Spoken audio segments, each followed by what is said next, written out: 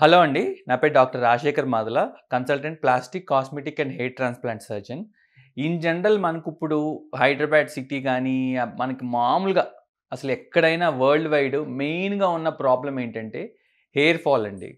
So, hair fall మేల్స్‌లో ఒక రకంగా ఉంటుంది. ఫీమేల్స్‌లో ఒక రకంగా ఉంటుంది. యంగ్‌స్టర్స్‌లో ఒక రకంగా ఉంటుంది. ఇన్ని రోజులు మనం మేల్స్‌లో, ఫీమేల్స్‌లో, యంగ్‌స్టర్స్‌లో చూసాం. 10, 15 ఇయర్స్ పిల్లల్లో కూడా హెయిర్ ఫాల్ అనేది పెద్ద ప్రాబ్లమ్ కింద అయిపోయిందండి.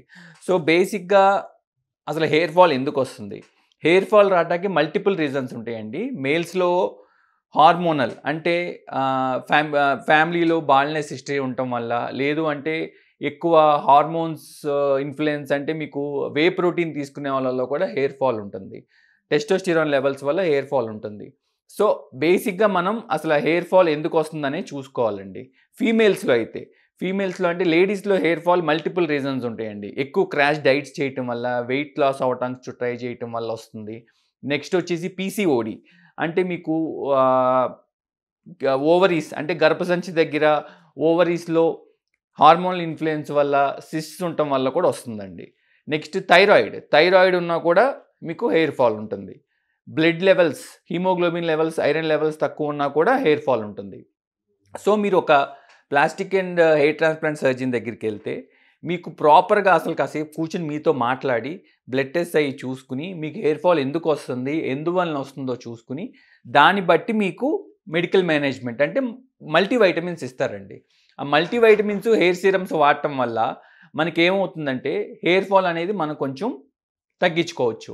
నెక్స్ట్ ఎంత వాడినా కూడా హెయిర్ ఫాల్ తగ్గట్లేదు. హెయిర్ ఫాల్ కంట్రోల్ చేయలేకపోతున్నాం. సో, ఏం చేయాలి?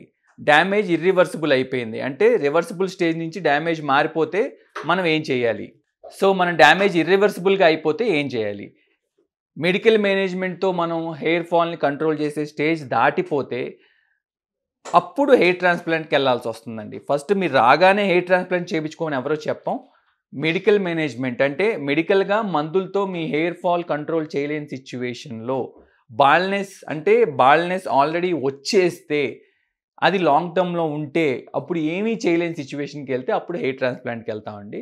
హెయిర్ ట్రాన్స్‌ప్లాంట్ అనేది చాలా సింపుల్ ప్రొసీజర్. హెయిర్ ట్రాన్స్‌ప్లాంట్ 4-5 అవర్స్‌లో అయిపోతుంది. లోకల్ అనెస్థీషియా అంటే ఇక్కడ చిన్న ఇంజెక్షన్స్ లోకల్ అనెస్థీషియా ఇచ్చి చేస్తాం. పెయిన్ ఉండదు. చేయించుకున్నంత సేపు చేయించుకునేవాళ్ళు లెగిసే ఉంటారు. మధ్యలో బ్రేక్ తీసుకొని టిఫిన్ చేయొచ్చు. ఫ్రూట్స్ తినొచ్చు. మీ ఏమైనా కాల్స్ ఉంటే అటెండ్ అవ్వచ్చు. సో, సరిగ్గా చేస్తే ప్రాపర్‌గా ట్రైన్ అయిన ప్లాస్టిక్ సర్జన్ హెయిర్ ట్రాన్స్‌ప్లాంట్ చేస్తే మీకు హెయిర్ ట్రాన్స్‌ప్లాంట్ చాలా సింపుల్‌గా అయిపోతుందండి. చిన్న చిన్న చేంజెస్ మనం ఏం చేసుకోవాలి హెయిర్ ఫాల్ తగ్గటానికి దానికి. సో, మనం బేసిక్‌గా ఏంటంటే మంచి డైట్ ఫాలో అవ్వాలి. హెల్తీగా ఉండాలి. హెయిర్ వాష్ చేసేటప్పుడు హార్మ్‌ఫుల్ షాంపూస్ ఎక్కువ కెమికల్స్ ఉన్న షాంపూస్ వాడకూడదు.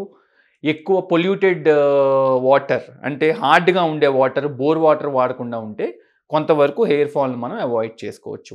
ఇంకేదన్నా మీకు హెయిర్ ఫాల్ గురించి, హెయిర్ రిలేటెడ్ ప్రాబ్లమ్స్ గురించి మీకేమైనా డౌట్స్ ఉంటే ఎప్పుడైనా మమ్మల్ని కాంటాక్ట్ అవ్వచ్చు. Feel free to contact us.